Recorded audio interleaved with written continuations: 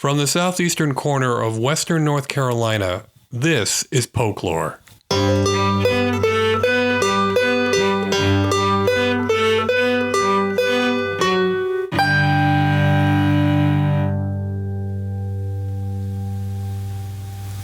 your host, James Hernishin. Elections are funny things. They can suck up all the oxygen for weeks at a time, only to evaporate the moment the votes are counted. If you're a political junkie, you can probably find a few podcasts and cable news shows that will agonize over the outcomes of all the big races for a few days, but most of us waste no time getting back to worrying about the price of eggs or whatever it is the DOT wants to do to our highways. Here in Polk County, the 22 midterm elections were a relatively sedate affair. No one was challenging our state House representative. The race for NC-11 in the U.S. House was a foregone conclusion, and incumbents pretty much ran the show up and down the ballot, even in the most interesting races for the Board of Education, just as they've done pretty much since 2010. But that doesn't mean that there won't be a fallout from the choices we just made. Every election has consequences, even if nothing much seems to have changed at first glance. Now that we've all had a month to think about the results, I thought it would be a good idea to go over what did and didn't happen back in November. I asked Doug Clark, a retired North Carolina journalist and an astute observer of all things political, now living in Tryon. We talked about which races produced the most interesting results, what the lack of local political news coverage means when it comes to democracy, and why it is that Democrats can't seem to get a break around these parts. We recorded our conversation at his Tryon home. Doug Clark, welcome to the podcast. James, it's a pleasure to be here with you. This is going to be a little bit of surprise to some folks because it's been a whole month and more since the election. But I like to think that it's better to sit back and think about things for a while before passing judgment on them instead of trying to give a really quick response. So I hope you've had as much time as I've had to think about what the recent elections in Polk County mean for Polk County and for Polk County's place in the bigger scheme of things. Yeah, I'm happy to do that, but I didn't have to think very long about my first impression, which was that the election went very smoothly in Polk County, and I really compliment the Board of Elections and all their personnel. And I was a poll worker at the Tryon precinct. The second time I've done that, the first was in May, and everything went just so well. We had about 600 people come in to vote on election day there. Everybody was just really in a good mood, happy to be voting. There was no strife, no contention. Everything went very smoothly. So that was a great experience for me. I really enjoyed it and felt like I was a little bit part of the process. I've had similar experiences. I've worked as a judge and an observer at Saluta's fire hall where the voting goes on, and that's never been any real problem. But if you're paying attention to national news, you might think that polls are going to be these places of contention and friction and conflict. But that doesn't seem to ever be the case in Polk County.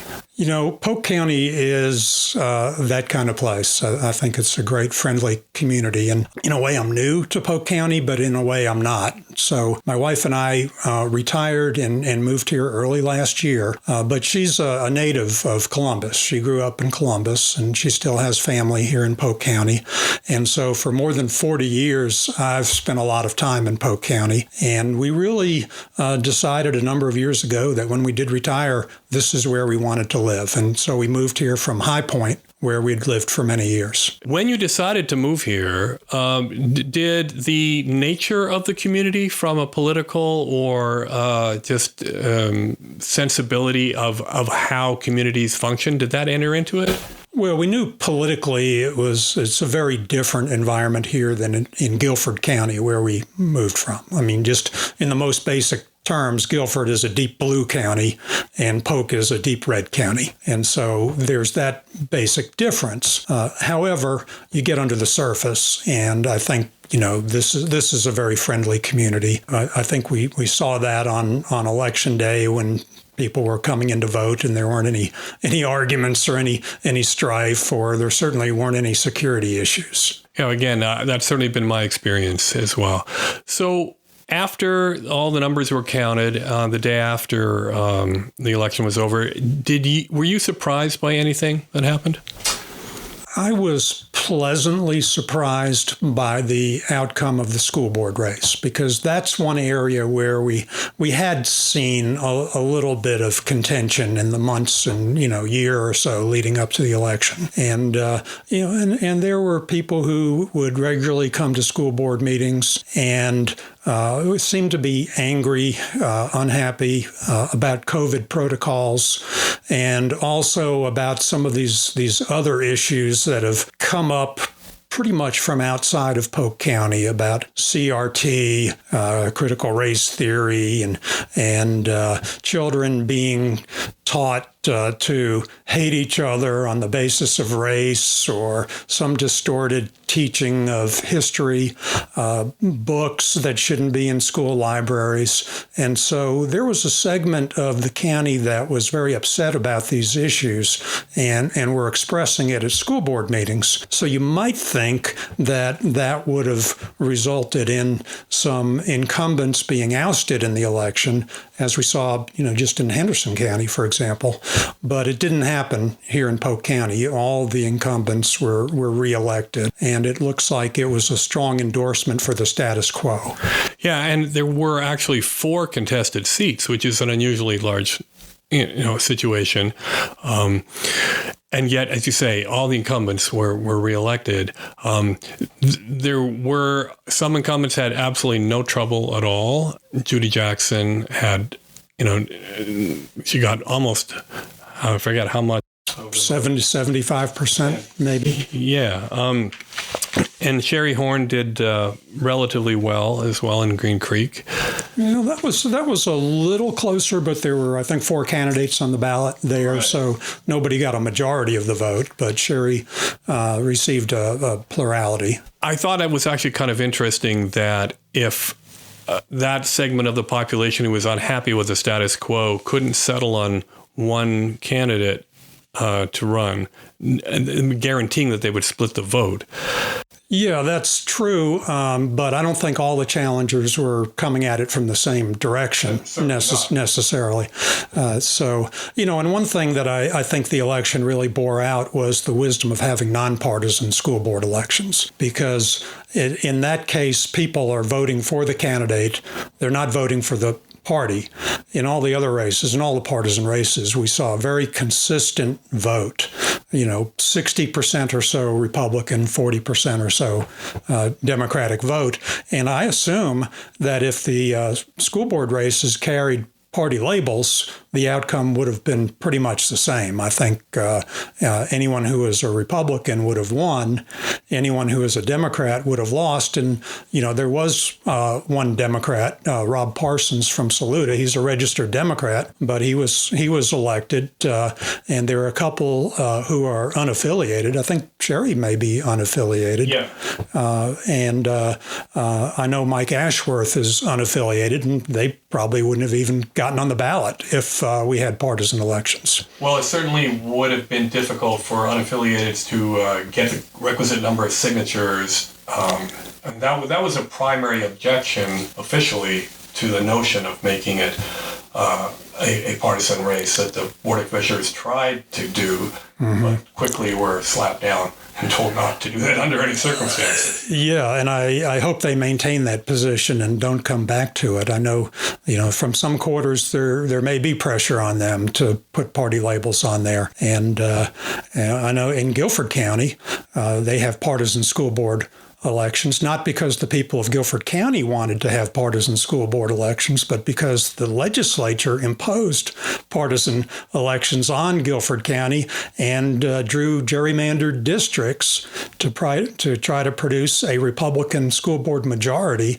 in a deeply blue Democratic county. So I would not want to see something like that happen in Polk County. Polk County needs to make its own decisions about that, and I think it's the fairest way to go is to maintain a nonpartisan status for the school board. I certainly think that there is a wide degree of agreement on that notion, and it's probably due to the fact that people in Polk County are very proud of their schools, and we've had a school system that has been nonpartisan. So let's not fix what ain't broken, right? Yeah, exactly. And that's one thing that we love about Polk County, that the school system, it's, ranks second, third, or fourth, certainly top 5 in the state across the board in test scores. And it's got excellent administration, excellent teachers, great variety of subjects that are taught from, high school students can earn a lot of college credits. They can take strong agriculture curriculum. There's they build houses that go over to the outreach campus for their transitional housing program. I mean, they're learning all kinds of practical skills. They're learning great academic skills. And, I hope they were just rumors, but, the idea that if new school board members were elected, they would replace the administration in Polk County schools, that was horrifying. There would be no call for that. That would do severe damage to Polk County schools, and we think it's great for the community that we have such a strong school system. My wife and I, she's a product of Polk County schools. We're happy to support Polk County schools, even though we don't have any kids or grandkids in the local school system. At the same time, the notion that all of the incumbents winning was an endorsement of the status quo is a little bit misleading, because, there's at least one member of the school board who probably is not happy with the way things go. And, the Democrats, even though this is a nonpartisan race, the Democrats weighed in basically endorsing the incumbents. And I think they did that because it's a simple message. It was the safest message, and sometimes a simple and safe message is the most effective one, instead of picking and choosing some challengers and some incumbents. What do you think of that decision? I was a little bit surprised, but I do see your point about the simple message. And so their message was stick with experience. And, we've got some school board members who have been serving for a long time. Things are going well, so there's no case for unseating them. Certainly, I know the candidate you're speaking of, and she may have some different views from the majority often. She's certainly, we're talking about Judy Jackson. Right. She's certainly committed to the community. She's served the community in many ways over many years.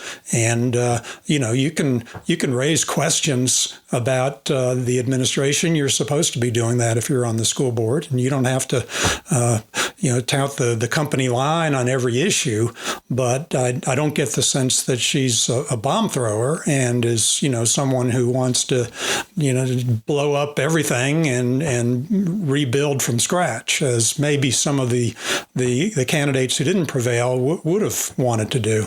At the same time, though, if Judy had been joined by a couple of the other challengers, you could get into a situation where it would be a little less predictable what would happen. Well, we won't know that until it happens, a couple of years from now, maybe. And right. by then, I hope that some of these concerns about CRT and some of the other issues will be allayed. The book issues come up periodically, and there's a process in place that I hope will resolve that to most people's satisfaction. And I don't think most people believe that the administration or teachers are really trying to corrupt our children or groom them to all these kinds of terrible things that are said, which are really slanders against the really great educators that we have here. Right. Well, one of the reasons why I didn't interview all of the candidates for school board is I thought some of them were spreading misinformation and slanderous comments. Yeah, I actually spoke at a school board meeting one time after I'd received a campaign mailer from our state representative, Jake Johnson, who was making exactly those kinds of allegations before the primary in May. And I don't know what school system he was talking about. He certainly wasn't talking about Polk County, but he would lead you to believe that he was. And I thought that was really a shame for a state representative who's a local man and came through Polk County schools to be making accusations of local educators trying to corrupt their children and all kinds of terrible things like that. In the heat of political campaigns, candidates will say things trying to rile up voters, but I thought that was just way beyond the pale.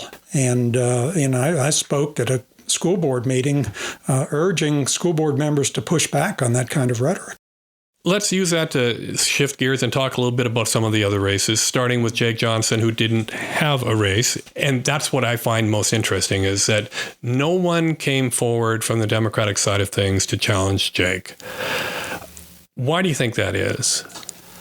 Well, if I put myself in the shoes of someone who would consider getting in a race like that, I would have to evaluate what the necessary inputs would be and then what the likely output would be. And, honestly, when you look at the trends, there's not much chance of a Democrat succeeding in a partisan race unless you're in a really local office and you're popular, you're perceived to be doing a good job. I'm talking about Pam Hyder, the clerk of court, for example. And a number of years ago, Donnie Hill, the Democratic sheriff, was elected in a landslide.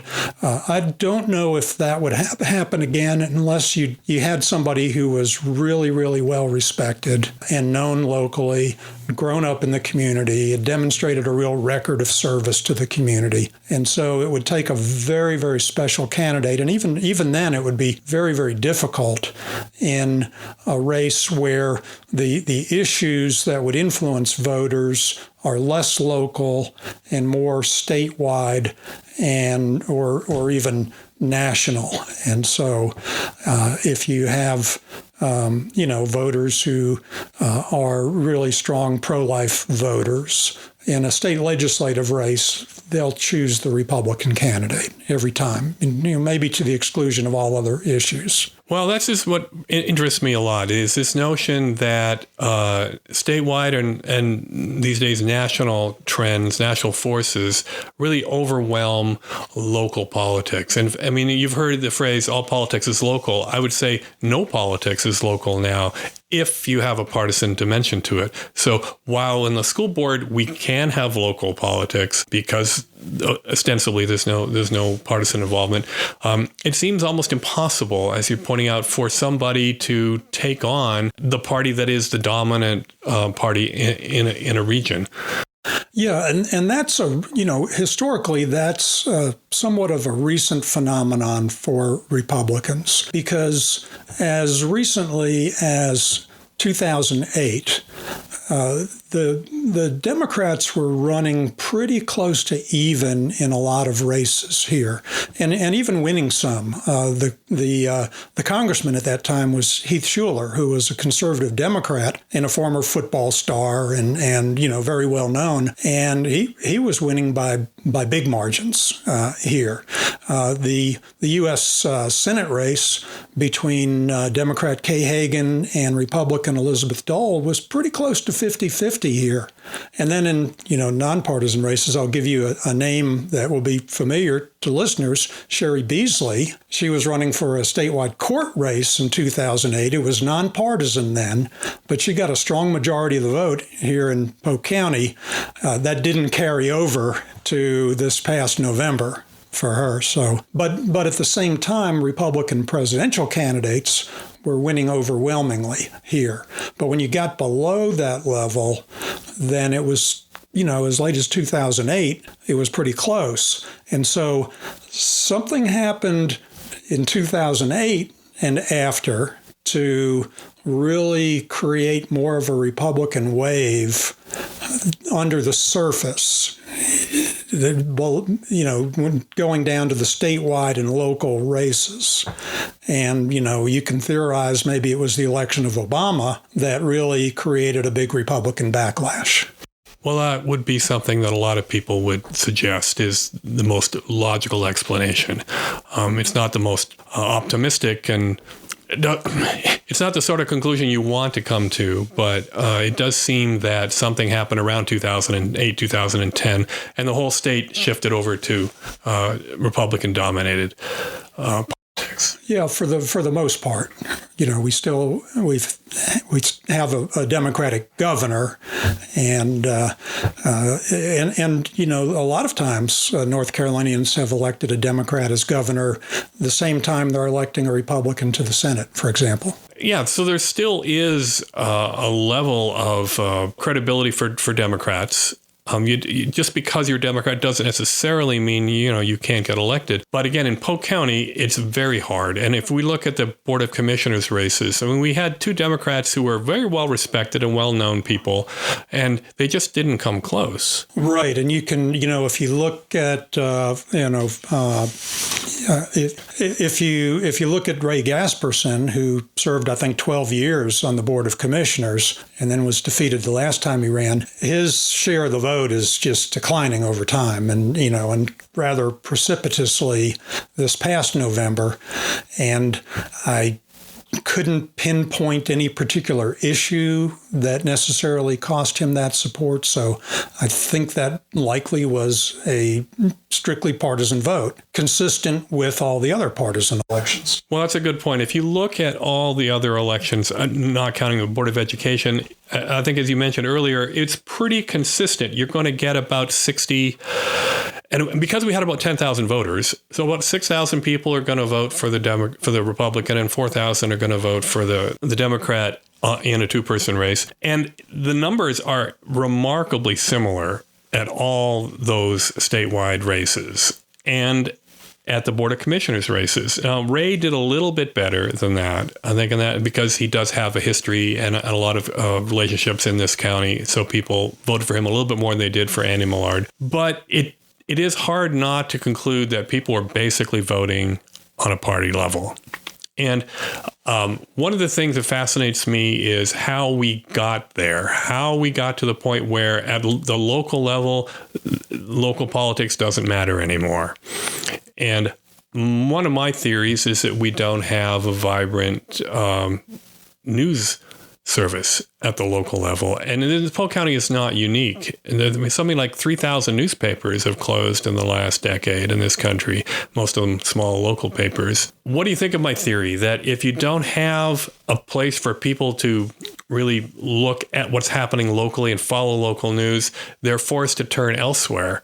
They're forced to turn to the national level. I completely agree with you. I think you're on the mark with that. Now, I appreciate the Tryon Daily Bulletin for what it does, and I utilize it. I put in items publicizing events at my church here, and they'll print word for word. They'll print it, and it's a good service, and they'll advertise a lot of events that are going around that you want to know about, and that's great. So it serves that purpose. They have good people down there, and I like them, and I like to read the Tryon Daily Bulletin. I've read it for many, many years. I've done a lot of historical research in Polk County and read them going back to the very beginning of the Tryon Daily Bulletin, and it's a fun, local, small town paper. However, it does shy away from covering controversial issues and publishing a lot of really hard views and opinions for the most part, and it doesn't devote a lot of room to getting into the nitty-gritty details of policy and practices, and evaluating or digging into the local government's investigative reporting. You're not going to find that there. You're not going to find analysis on issues that are important to the community and what policymakers are doing about them, how they're addressing them, or how they're really serving the public. And so we're lacking that. And so people do need to either find alternative sources, which is mostly social media, where they get into their own channels, or they're just latching on to the ideologies of the political party. And seeing every issue or every candidate through that particular lens, regardless of how they're performing in serving the people who elect them. You know something about this business of what it takes to run a newspaper, right? I do. I spent many years in newspapers. So, it's expensive to do serious, investigative, in-depth journalism, and it's probably beyond the financial means of a paper like the Bulletin now. Sure, it is. And obviously, this podcast is a small attempt to make up for that in a little way. But do you see any hope that we can restore the ability of small town papers to do what they need to do? That's a pregnant pause, because it's a very hard question. I don't know that too many publishers have figured out the answer to that. And at the same time as you're trying to answer that question, more and more newspapers, whether they're large or small, are being absorbed into chains. And so those look for economies of scale, which is not reporting local news. So, there are some good models of privately funded nonprofit news organizations that will do some investigative reporting, but is that going to filter down to the level of a community the size of ours here? Not very likely. And so I don't have a lot of hope that we're ever going to have a conversations that are drawn from common sources of information about local activities. And the longer this goes on, the harder it will be to reinvent the wheel, so to speak. Yeah, I would think so. I would think so, unless everybody starts, listening to your podcast, or some new upstart figures out a way to reach more people through broad-based social media that may be focusing on issues as they come up, the Highway 9 issue, for example, or some others, where you can bring together people who, they may be Democrats, they may be Republicans, but they can form alliances on the issues that really matter to them. And then they can collectively figure out whether their local officials are serving their interests or not. Do you think that people actually had any real hope of making that decision this time around? I mean, you had 3 Republican commissioners and 2 challengers. How could anybody reasonably be expected to judge whether or not the 3 incumbents were doing a good job? Unless you went to every single commissioner's meeting, twice a month, which, that's not something most people are going to be able to do. I suspect that if people were able to pay closer attention, there might have been a slightly different outcome, at least in the numbers, if not the actual people elected.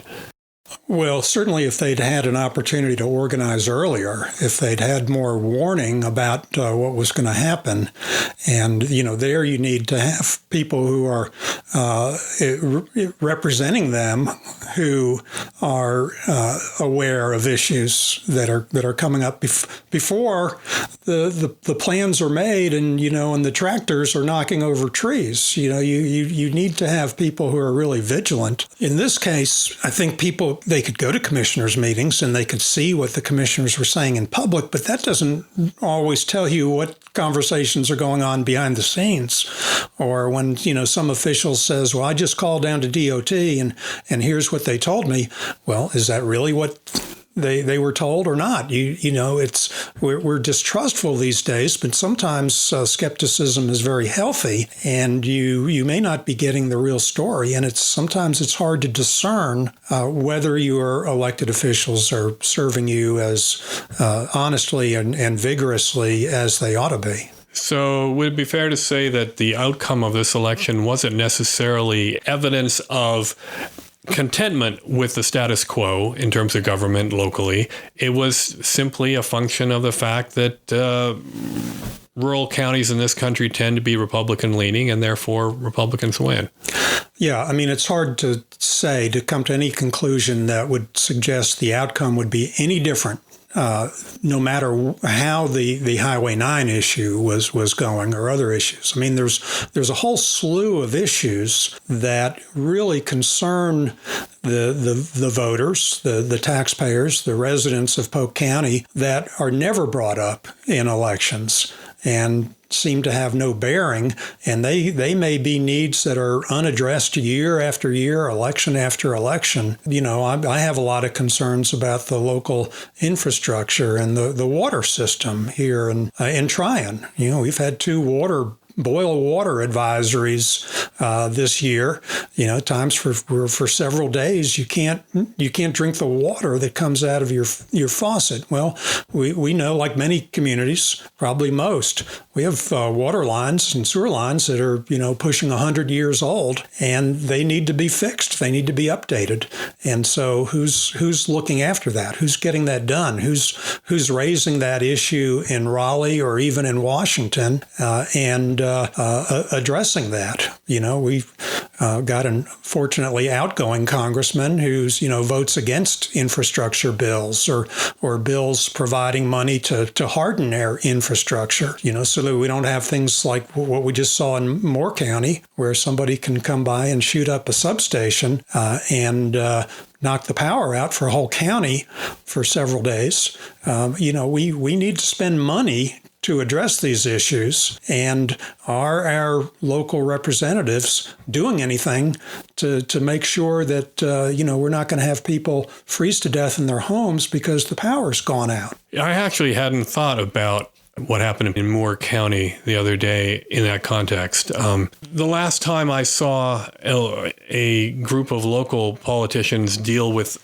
that scale of issues was a couple of years ago. The Saluda Board of Commissioners met with the representatives for our senators, Tillis and Burr, not with Tillis and Burr themselves, but with their staffers. And I was surprised at how little the Board of Commissioners were linking local issues to national forces. It's almost like they just weren't making the connection between funding infrastructure and actually paying for what we need at the local level. What can we do to help our local politicians pay attention to what needs to be paid attention to? Yeah, I think we need to try to hold their feet to the fire. I was in the habit of regularly writing to our outgoing congressman with very frustrating answers from him all the time. But I write to our senators, and I write to our commissioners and school board members occasionally, and try to influence them and tell them when I think they're doing a good job on things. I mean, lately I've written some complimentary letters to Senator Tom Tillis because I think he's beginning to develop the attitude that he does represent all of North Carolina and is going to vote to provide funds to address some real needs and, not just pursue the latest right-wing social issues. He's, becoming a practical representative for our state.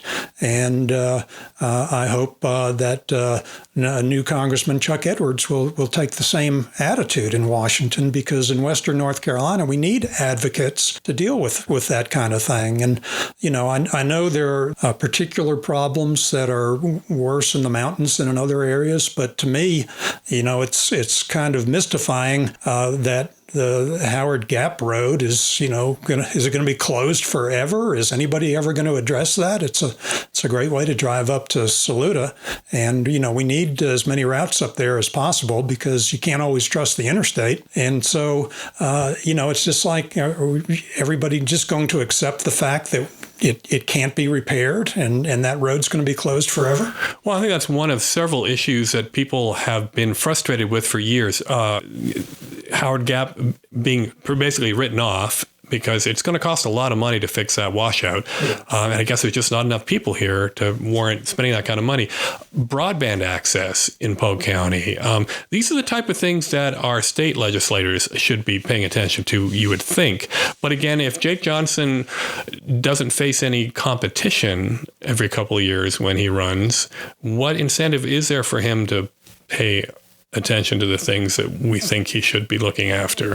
Well, that's right. And, of course, there is potential competition in Republican primaries, and I'd like to see more competitive primaries. You don't always see that. But, maybe if a very aggressive Democrat were, and someone who was well-funded, who had a credible record of public service were to, mount a very vigorous campaign and raise some issues, why are people in your district dying at a higher rate of COVID-19 than people in other parts of the state? Why do we have a low vaccination rate in this part of the state? Why do people find it so hard to pay for their medical costs here? What about Medicaid expansion? And, how many people could that help in your district? What about our hospitals here? How healthy are our rural hospitals? And what are you doing to ensure their future viability? I mean, we're lucky to have an independent hospital here in Polk County. I hope we can keep it, but St. Luke's faces a lot of challenges. It has a partnership that is helpful, and it's not a full-service hospital by any means, but it sure is better than driving up to Asheville. Well, I find it interesting that the type of subjects that you're raising and that we're talking about here really should have been discussed at length in public forums, in the newspaper, on radio stations. But, there was none of that, right? I mean, this race basically just unfolded as everyone kind of predicted it would. With the exception of we weren't really sure what was going to happen with the school board, but there weren't really any surprises, right? And at least none that I can think of. And if we aren't going to have a newspaper to lead that kind of campaign, are there other organizations that can step in and maybe try to beat the drum on this kind of thing?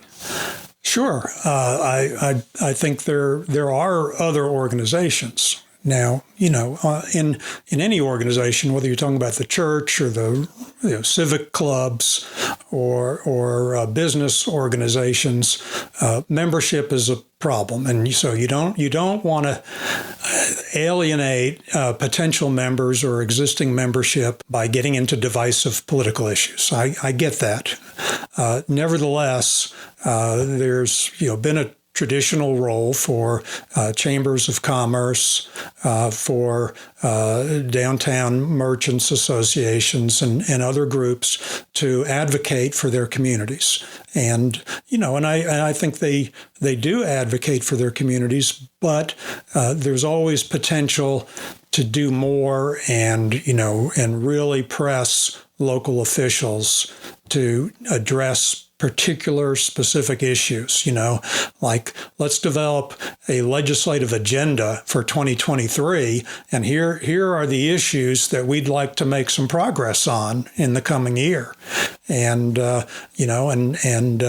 invite your local representatives or take a delegation down to Raleigh and, meet with Commerce Department officials, meet with Transportation Department officials, just, get on their radar and, and do some advocacy. I spent a lot of time of my career in newspapers, but I closed out my career working for a furniture trade association. I was their government relations liaison. And, that's the kind of thing that we did. We advocated for our members. And it's important because, there are a lot of people screaming at them and trying to get their attention. And if you're not in that arena, you'll be ignored.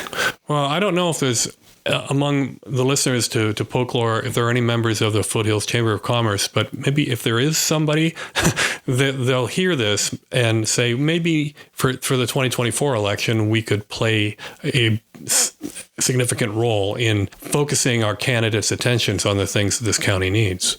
Yeah, I think so. I don't want to give the impression that I have a lot of complaints about Polk County, and the quality of life here is great.